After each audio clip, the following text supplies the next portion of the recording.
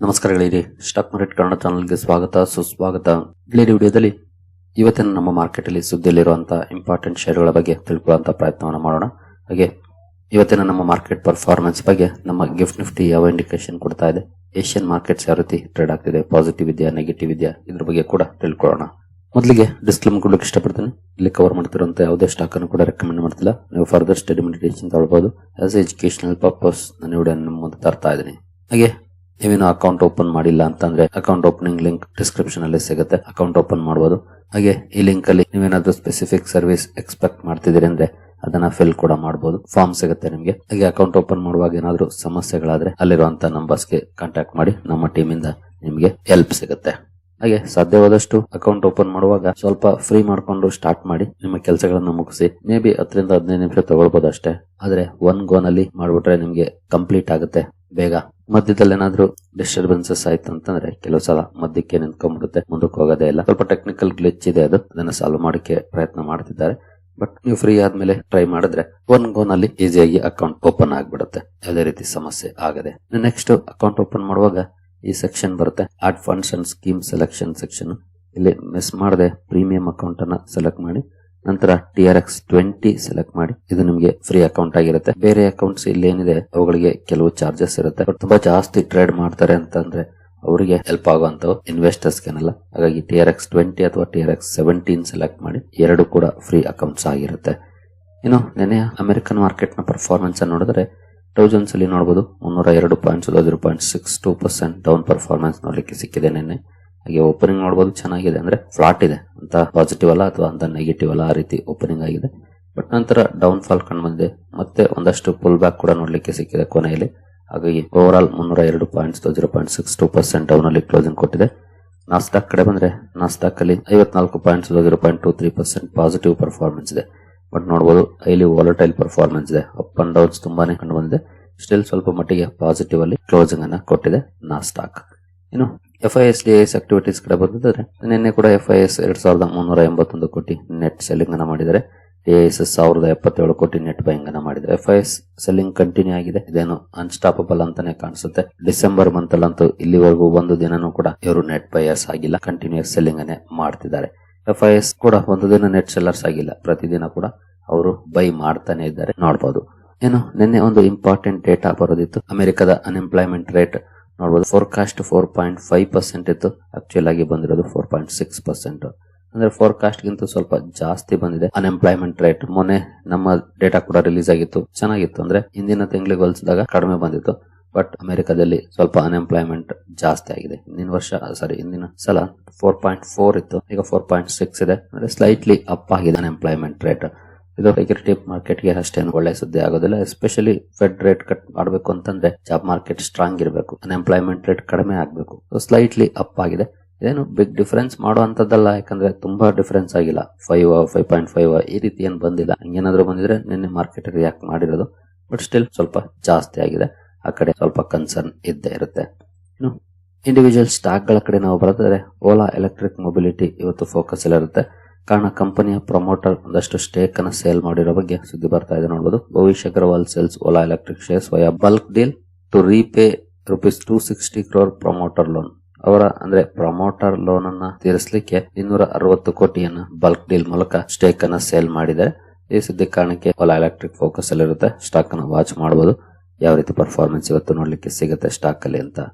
ನಂತರ ಅಕ್ಸೋನೊಬೆಲ್ ಇಂಡಿಯಾ ಕೂಡ ಫೋಕಸ್ ಅಲ್ಲಿ ಇರುತ್ತೆ, ಕಾರಣ ಇದರಲ್ಲೂ ಕೂಡ ಬಲ್ಕ್ ಡೀಲ್ ಆಗ್ಬಹುದು ಅನ್ನುವಂತ ಸುದ್ದಿ ಬಂದಿದೆ. ಇಂಪೀರಿಯಲ್ ಕೆಮಿಕಲ್ ಇಂಡಸ್ಟ್ರೀಸ್ ಬಹುಶಃ ಸ್ಟೇಕ್ ಅನ್ನ ಸೇಲ್ ಮಾಡಬಹುದು ಅಂತ. ಈಗ ಕರೆಂಟ್ ಮಾರ್ಕೆಟ್ ಪ್ರೈಸ್ ಏನಿದೆ ಅಂದ್ರೆ ನಿನ್ನೆಯ ಕ್ಲೋಸಿಂಗ್ ಪ್ರೈಸ್ ಏನಿದೆ ಅದಕ್ಕೆ 13% ಡಿಸ್ಕೌಂಟ್ ಗೆ ಈ ಬ್ಲಾಕ್ ಡೀಲ್ ಅಥವಾ ಬಲ್ಕ್ ಡೀಲ್ ಆಗುವ ಸುದ್ದಿ ಬಂದಿದೆ. ಈ ಸುದ್ದಿ ಕಾರಣಕ್ಕೆ ಅಕ್ಸೋನೊಬೆಲ್ ಇಂಡಿಯಾ ಕೂಡ ಫೋಕಸ್ ಅಲ್ಲಿ ಇರುತ್ತೆ. ಈ ಸ್ಟಾಕ್ ಅನ್ನು ಕೂಡ ವಾಚ್ ಮಾಡಬಹುದು, ಯಾವ ರೀತಿ ಇರುತ್ತೆ ರಿಯಾಕ್ಷನ್ ಇವತ್ತು ಈ ಬಲ್ಕ್ ಡೀಲ್ ಸಂದರ್ಭದಲ್ಲಿ ಅಂತ. ನಂತರ ಗ್ಲೇನ್ಮಾರ್ಕ್ ಫಾರ್ಮಾ ಕೂಡ ಫೋಕಸ್ ಅಲ್ಲಿರುತ್ತೆ, ಕಾರಣ ಕಂಪನಿ ಅನ್ಸೋ ಫಾರ್ಮಾ ಜೊತೆ ಒಪ್ಪಂದವನ್ನ ಮಾಡ್ಕೊಂಡಿದೆ. ಲಂಗ್ ಕ್ಯಾನ್ಸರ್ ಗೆ ಸಂಬಂಧಪಟ್ಟಂತ ಒಂದು ಮೆಡಿಸಿನ್ ಗೆ ಸಂಬಂಧಪಟ್ಟಂತೆ, ಅಂದ್ರೆ ಅದನ್ನ ಡೆವಲಪ್ ಮಾಡೋದು, ಕಮರ್ಷಿಯಲೈಸ್ ಮಾಡೋದು, ಈ ಎಲ್ಲ ಆಪರೇಷನ್ಸ್ ಗೆ ಸಂಬಂಧಪಟ್ಟಂತೆ ಒಪ್ಪಂದವನ್ನು ಮಾಡ್ಕೊಂಡಿದೆ. ಈ ಸುದ್ದಿ ಕಾರಣಕ್ಕೆ ಗ್ಲೇನ್ಮಾರ್ಕ್ ಫಾರ್ಮಾ ಕೂಡ ಫೋಕಸ್ ಅಲ್ಲಿರುತ್ತೆ, ವಾಚ್ ಮಾಡಬಹುದು. ಗ್ಲೇನ್ಮಾರ್ಕ್ ಫಾರ್ಮಾಸ್ಯೂಟಿಕಲ್ಸ್ ಕೂಡ ಇವತ್ತು ಯಾವ ರೀತಿ ಪರ್ಫಾರ್ಮೆನ್ಸ್ ಬರುತ್ತೆ ಅಂತ. ನಂತರ NBCC ಇಂಡಿಯಾ ಲಿಮಿಟೆಡ್ ಫೋಕಸ್ ಅಲ್ಲಿರುತ್ತೆ, ಕಾರಣ ಕಂಪನಿಗೆ 345 ಕೋಟಿ ಕನ್ಸ್ಟ್ರಕ್ಷನ್ ಆರ್ಡರ್ ಸಿಕ್ಕಿದೆ. IIT ಮಂಡಿಯಿಂದ ಈ ಕನ್ಸ್ಟ್ರಕ್ಷನ್ ಆರ್ಡರ್ ನ ಕಾರಣಕ್ಕೆ ಸ್ಟಾಕ್ ಫೋಕಸ್ ಅಲ್ಲಿರುತ್ತೆ. NBCC ಅನ್ನು ಕೂಡ ವಾಚ್ ಮಾಡಬಹುದು ಯಾವ ರೀತಿ ಇರುತ್ತೆ ಪರ್ಫಾರ್ಮೆನ್ಸ್ ಅಂತ. ನಂತರ ಸಾರೆಗಾಮ ಇಂಡಿಯಾ ಲಿಮಿಟೆಡ್ ಕೂಡ ಫೋಕಸ್ ಅಲ್ಲಿ ಇರುತ್ತೆ. ಕಾರಣ ಕಂಪನಿ ಬನ್ಸಾಲಿ ಪ್ರೊಡಕ್ಷನ್ ಅಲ್ಲಿ 51% ಸ್ಟೇಕ್ ಅನ್ನು ತಗೊಳ್ಳುವಂತ ಅನೌನ್ಸ್ಮೆಂಟ್ ಅನ್ನ ಮಾಡಿದೆ. ಜೊತೆಗೆ ಇದನ್ನ ಫ್ರಾಂಚೈಸ್ ಅಲ್ಲಿ ಬೈ ಮಾಡೋ ಬಗ್ಗೆ ಕೂಡ ಹೇಳಿದೆ.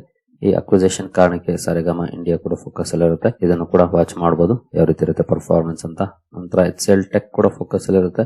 ಕಾರಣ ಕಂಪನಿ NSE ಅಕಾಡೆಮಿ ಜೊತೆ ಒಪ್ಪಂದವನ್ನ ಮಾಡಿಕೊಂಡಿದೆ. ಜಾಯಿಂಟ್ ಸರ್ಟಿಫಿಕೇಟ್ಸ್ ಕೋರ್ಸಸ್ ಅನ್ನು ಪ್ರೊವೈಡ್ ಮಾಡಲಿಕ್ಕೆ, ಟೆಕ್ ಗೆ ಸಂಬಂಧಪಟ್ಟಂತೆ ಫೈನಾನ್ಸ್ ಗೆ ಸಂಬಂಧಪಟ್ಟಂತ ಕೋರ್ಸಸ್ ಅನ್ನು ಪ್ರೊವೈಡ್ ಮಾಡಲಿಕ್ಕೆ NSE ಅಕಾಡೆಮಿ ಜೊತೆ ಒಪ್ಪಂದವನ್ನ ಮಾಡಿಕೊಂಡಿದೆ.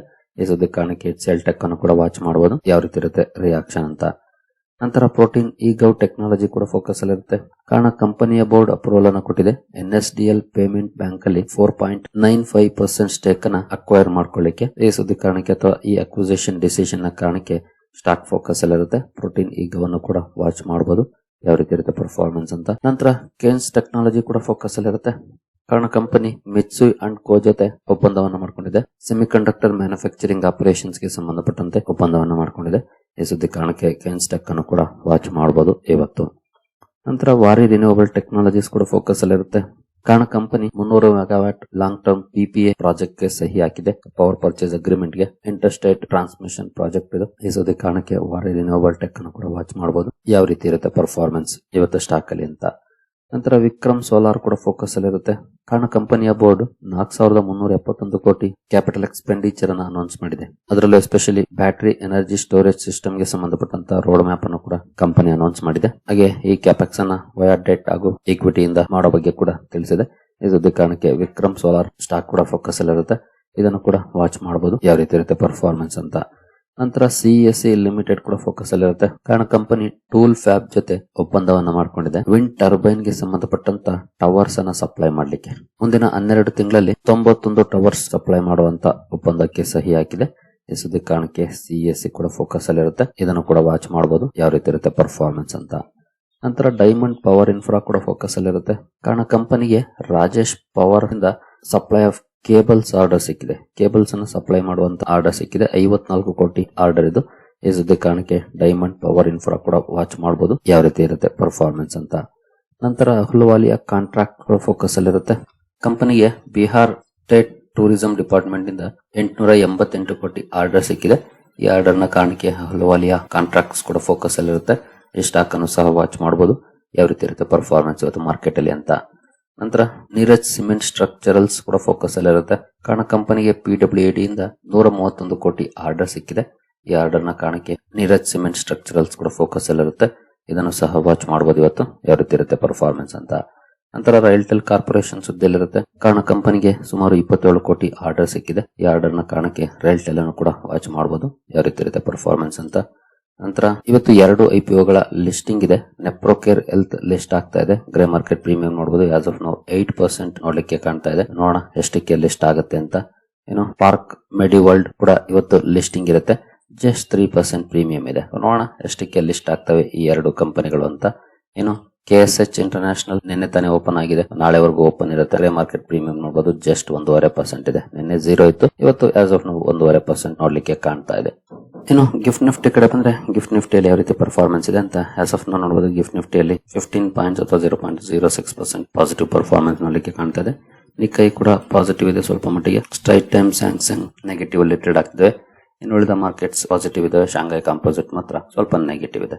ಅಂದ್ರೆ 3 ಮಾರ್ಕೆಟ್ಸ್ ಅನ್ನ ಹೊರತುಪಡಿಸಿದ್ರೆ ಇನ್ನೆಲ್ಲ ಮಾರ್ಕೆಟ್ಸ್ ಪಾಸಿಟಿವ್ ಅಲ್ಲಿ ಟ್ರೇಡ್ ಆಗ್ತದೆ. ಏಷ್ಯನ್ ಮಾರ್ಕೆಟ್ಸ್ ಆದ್ರೆ ಅದೇನು ದೊಡ್ಡ ಮಟ್ಟದ ಪಾಸಿಟಿವ್ ಪರ್ಫಾರ್ಮೆನ್ಸ್ ಅಲ್ಲ. ನಿಯರ್ಲಿ 0.5% ವರೆಗೂ ಪಾಸಿಟಿವ್ ಅಲ್ಲಿ ಟ್ರೇಡ್ ಆಗ್ತದೆ. ನೆಗೆಟಿವ್ ಇರೋಂತವೇನು ದೊಡ್ಡ ಮಟ್ಟದ ನೆಗೆಟಿವ್ ಇಲ್ಲ. 0.1, 0.06, 0.52 ಈ ರೀತಿ ಡೌನ್ ಅಲ್ಲಿ ಟ್ರೇಡ್ ಆಗ್ತವೆ. ಅಂದ್ರೆ ಏಷ್ಯನ್ ಕ್ಯೂಸ್ ಸ್ವಲ್ಪ ಮಟ್ಟಿಗೆ ಪಾಸಿಟಿವ್ ಇದೆ ಇವತ್ತು.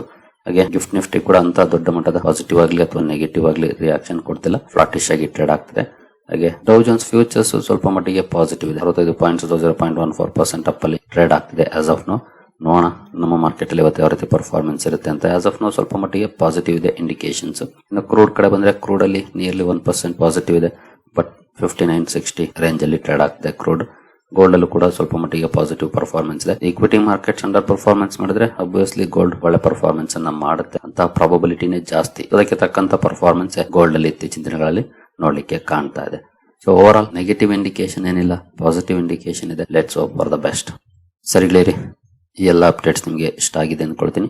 ಮುಂದಿನ ವಿಡಿಯೋದಲ್ಲಿ ಸಿಗೋಣ. ಅಲ್ಲಿವರೆಗೂ ಜೈ ಹಿಂದ್, ಜೈ ಕರ್ನಾಟಕ.